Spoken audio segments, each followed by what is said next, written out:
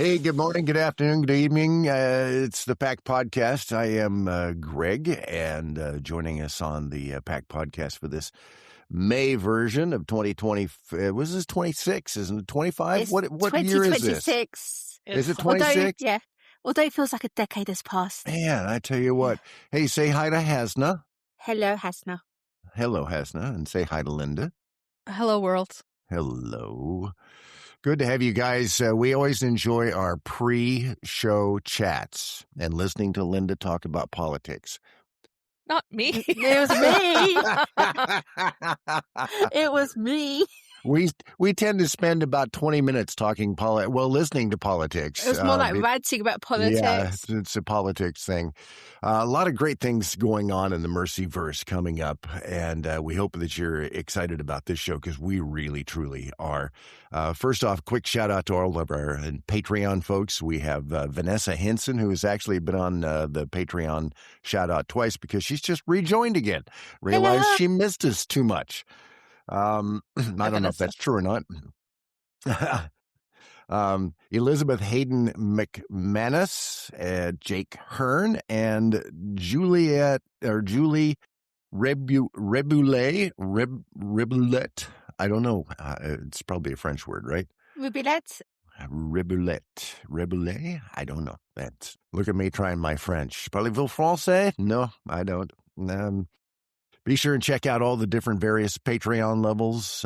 We have a lot of fun things on our monthly after chats, and I will talk about that here coming up, as well as if you're a part of the upper levels of the Patreon, we also do quarterly drawings, and we do have a quarterly drawing coming up. What did we say, Linda? May 21st? May 21st, yeah. Okay. And do you have any idea what's going to be in this drawing yet? It's just the going to be similar to what the other two were. Okay. Yeah, so if somebody actually gets who has been drawn before, there are other things that we can give away to them so that they don't get like duplicates. But if you're new and you win this draw, then it'll be the regular T-shirt. It's a mug. great prize pack. A lot of fun things in there as well. The after chat, we kind of had a little hiccup this last time around, but we still had some fun with some folks that joined us. But our after chat, our Discord chat, will be on Monday. That is the 11th of May, Monday, May 11th at 5 p.m. Pacific Daylight Time here in the U.S. I guess it's the same for Linda, a little different for Hasna. I think it's 12 hours difference, 11, 12 hours. Yeah. Something it's like a late that. night for me. Yeah, it always is. So be sure and put that on your calendars, and we will have a special link. Linda handles all that, and we'll send out a special link. Is that correct? Correct. Yeah, okay.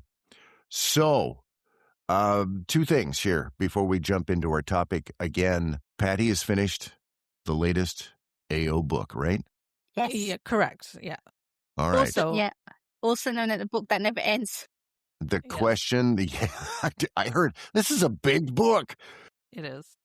It's the biggest book to date. Yes. Was it 600 plus pages? Is that what I heard? Holy moly. And you know who has to read that? Holter has to. And the question everybody's asking, though, is when is it going to be out? You guys want to talk about that? We don't know information on that. Yeah. So, I mean, as soon as we have that stuff, we'll post it. But for right now, the actual publication date is up to the publisher. Yeah, she's finished it, but it goes into it. There's a whole process. If you're not familiar with the world of writing, it goes into editing now, and that can take a while. And then Dan should be doing the cover, so that should be coming up later in the year. And we should have a title, info, the blurb, and everything soonish once we hear back from the publishers. So right now it's going through the edit stage. Right. Okay. The other thing, there's two other things we want to talk about too. Hasna, you mentioned the audiobook situation. Yes. We started talking about it last time, but what's the update on that? Right, the update. There's several books now. If you have an audiobook that's published by Brilliance Audio, they've lost the rights. And what's happened, because they've lost the rights, Ace has basically re-recorded it. There's no changes, there's no edits. Laura King has re-recorded it, and so has Halter Graham with Shifting Shadows. So what's happened, that people have lost when they search for the book on their library, they can't see it on the main search. But because I previously bought the older versions, it's still in my library. So what you need to do on the Audible app or in the website app, it depends on the version that you've got, because Audible doesn't make it easy. Tick your library and search there. It should show up. And then I would highly recommend that you do a collection or a list. So do a serious list of like the Mercy Thompson books or the Alpha and Omega books, and it should be easier to find from that point onwards. If you still can't find those Audible books, contact customer service with the order number, so you can find it on your Amazon account or the emails if you still keep the email order number, and then they should give you a refund to repurchase the book with a new credit, because we've been getting loads of questions asking where's the book, can't find it. It's just one of those things, and it's part of the reasons why Graphic Audio had to stall the production timeline because of this. But it's everything should be there, hopefully. If not, Okay. contact customer service. Yeah, customer service. It's interesting how these things work. You know, the behind the scenes thing is always the interesting part about, again, like the book that's done, but it's not done. You know, it's not going to be out for a while because of all the behind the scenes stuff and the behind the scenes stuff when it comes to copyrights and those kind of things. So, it's very complicated. Yeah.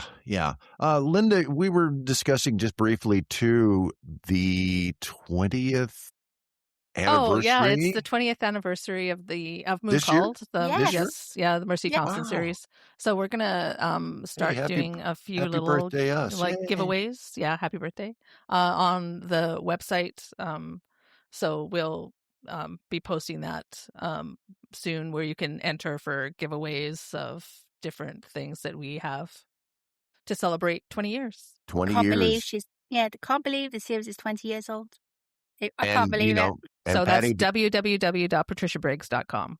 yeah, Patty doesn't look 20, does she? No. You guys aren't going to touch that one, are you? You started it. I did, and I'll probably get it from Patty. She'll be calling me later. All right, so that's all the news that we have that's about half the show, I think, is just news that we had to report this time around. No, we just add on. We'll just add on to it. Don't worry. Yeah, there we go. It's There we extra, go. yeah. So in the U.S. and Canada, if I remember right, this month of May is Mother's Day.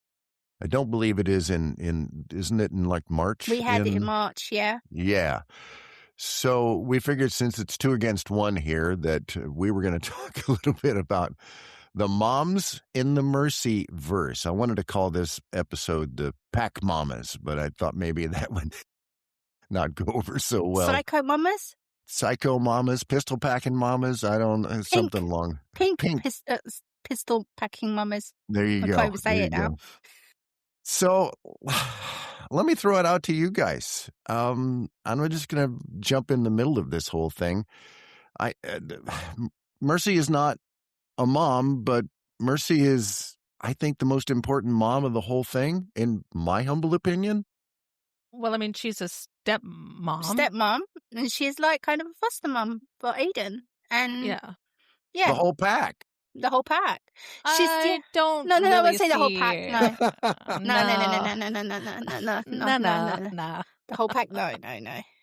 No, I don't see her position as an alpha with Adam as them being the mother and father of the pack.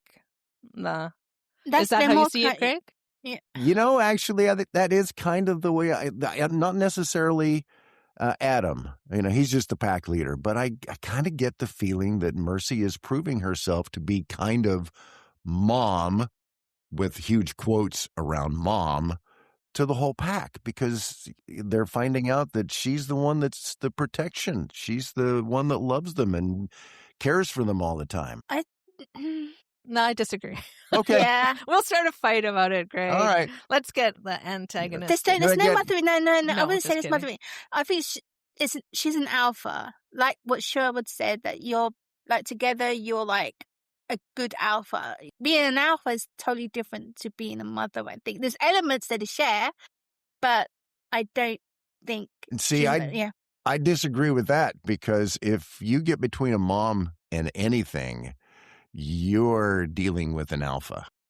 Yeah, but then that's Adam too, right? Yeah. So there's no difference in how they perceive their members of their pack, because there's the love there, there's protection there, because Adam knows everything about everybody in his pack. With the bonds, yeah. Yeah. And Mercy doesn't get that. She gets, she's really good at reading body language and instincts and stuff like that. I think it's really funny, because the scene that came to my mind is when she's using Brand's tactics, when she's kind of interrogating Mary Jo in Silverbourne, with the crap that the pack did to her.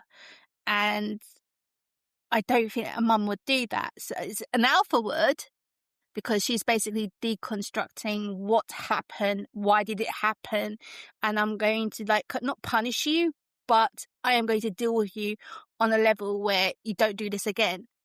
So it's more of a disciplinary thing. So there's elements of parenting, but it's not being a mother. No. I am with Linda. That's more of an alpha pair kind of thing. Yeah, I see, familial ties differently than the pack ties. And I don't really see them as, I've never really thought of Mercy as a mom to any of the werewolves. Because she's definitely a mother towards Jessie. To Jessie. Yeah, of course. Yeah. Aiden. Yeah. But I just see her as that unspoken kind of, if there's a problem, they know they can go to Mercy about it. You know what? Yeah. But she's a problem solver, and she's an alpha. So do you know what it is? It's found family. It's I think in the latter books, it's the found family dynamic. They've now just kind of settled down. They've dealt with the troublemakers. They've kind of working through the crap and the tension and the internal politics with the changes that she's instigated and brought into the pack. So it's more like a found family, but a found family doesn't necessarily mean mother father kind of dynamics, if that makes sense, because it's a pack. It's not parenting, unless when they have their own kids, biological kids, it'll be a different dynamic to it, but still it's not being a mother and father to the pack, if that makes sense. Yeah. And I don't know, maybe other people agree with you, Greg. I was going to say, let's throw it out to throw it out there. Yeah. That's we'll talk about that on the after chat as well. What do you think? Is Mercy a mom kind of figure, or is it less of that? And come on, can you think she's been a mom figure to Ben? I think she's been a mom figure to the whole pack myself. This is my take on it. But again, let's jump into something. Let's talk about moms. Yeah, let's talk about Christy and Margaret. Who do you guys, Linda? Who do you consider the big mom picture here? There is no big mom picture for my One Piece fans there, who know when I say big mom who that is. But I don't really perceive these characters as mother-father figures. I'm very tight into there's the alpha, there's the second. So I just kind of see it more in that aspect. So because a lot of, because Mercy is very unique in that her and Adam are an alpha pair, where that's not normally how things are. There's an alpha, and you don't really have a lot of female alphas. So you see more of that in Adam's pack, but there is no female alpha leading a pack. So, I'd like to see that. Yeah. And so I think that we'll see that more in the future. But this unique kind of situation is Mercy only. So it doesn't really translate to the other packs in the Mercyverse. So that dynamic of mother-father doesn't really work for any of the other packs, if that makes sense. Because Christy, who was married to Adam, is not perceived that way. No, she was a terrible mother. She was a terrible mother. But the wolves are very protective in the opposite, in the different way. They're very protective of her and very trying to, it's more a different dynamic with the wolves and with a human mate. Does it make sense? Yeah. Yeah. So let me throw some other things out at you guys, and I love always hearing your take on these things because it's usually completely different. We're very polarized here, and that's okay. Yes. Mercy's mom. Yes, Margaret. Margie. Yeah, Margie. How do you see her as mom figure in any of this? I mean, what kind of role does she play in the whole Mercyverse? I know Linda doesn't like it. Well, I think, she kind of laid down that, initial foundation of abandonment for Mercy. Mm-hmm. And I think she has feelings for her mom that are very complicated. She loves her mother, but she can't rely on her mother. If that's kind of my take on it. I don't think it's about relying. I think she can't trust. Yeah, she can't trust her. Yeah, because of the fact that she felt that she was abandoned. Like, on the one hand, I can understand why, but then on the other, it's like, why did she not fight for it? She was like, she's very gung-ho, she's very confident, she could have done it. She could have like bamboozled Bran if she wanted to, but it was like so easy for her just to go, I have to abandon this child because I can't deal with a supernatural baby that shapeshifts into a coyote. And then she goes and has another family and just doesn't say anything, which is like... I think that's the worst part, is she never told anyone she had a daughter. She didn't tell her husband. She didn't tell her other children that Mercy existed. So...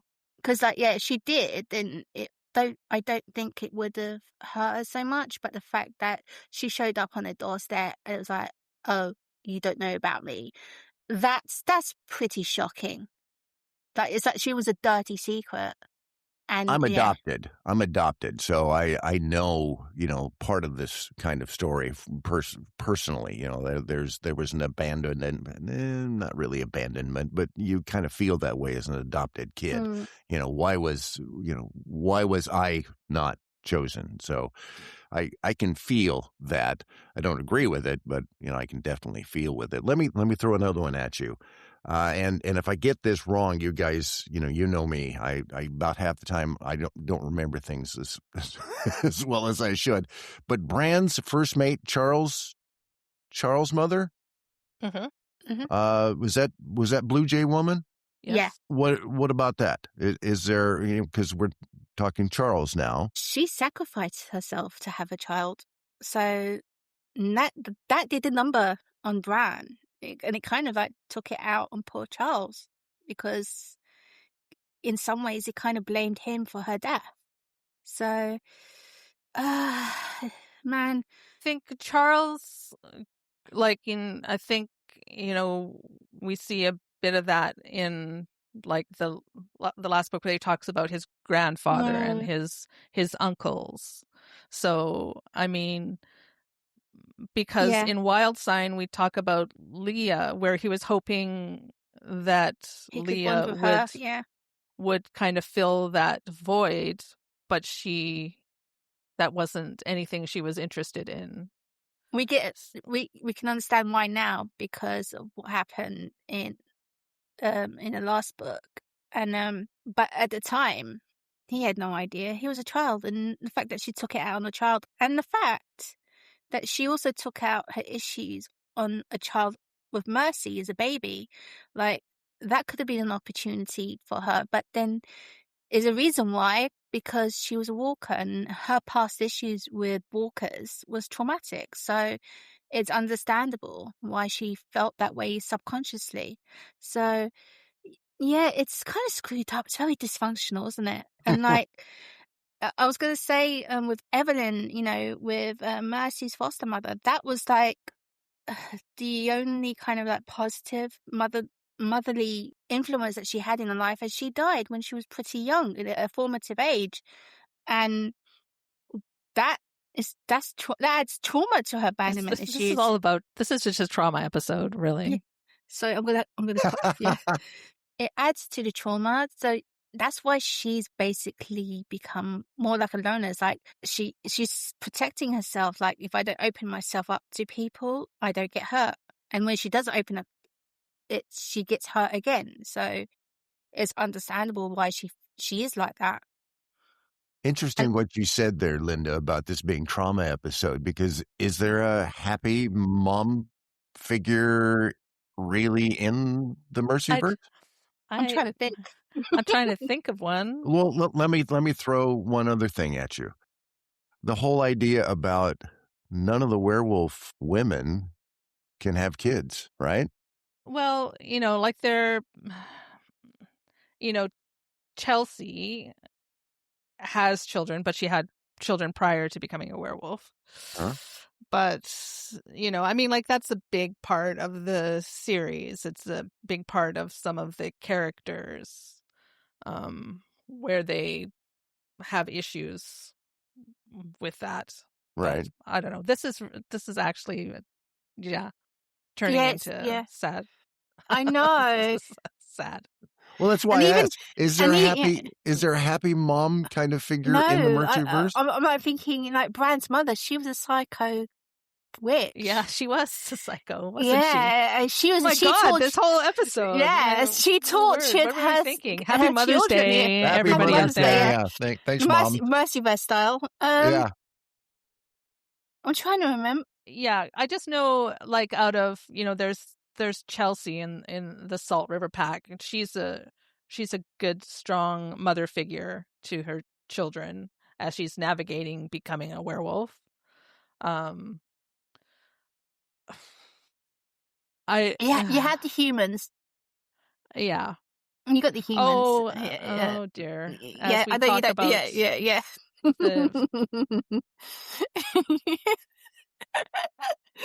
The Sandovals. Yeah. As we talk about Sylvia. Well, she protected her kids. You got to admire her for that, even though, like, she could have done it in a better way, but... Yeah, I mean, she is a strong mother figure, I think, out of most of the characters in the Mercyverse. And I think she's pretty defensive about her kids to the detriment of herself as well. Yes. I think. So you've got to admire that. I mean, like, if she brought up Mercy, she would be like the mother hen. She'll be like a helicopter mum, make sure, rather than being abandoned by the wolves, literally. Yeah, but really, I really don't see any other really super strong. I mean, I guess it's complicated. It is quite complicated. The characters are complex, so I mean, they have love for their children in different ways. Do you see, vampires as, like motherly in a way with their seeds? The witches. I mean, no. Yeah. Unless you're a white witch, no. I mean, the witches, you had the old people's homes, and they just like, in Wild Sign. Right. Interesting. Yeah. No. Sorry, moms. Sorry, moms. We love you, though.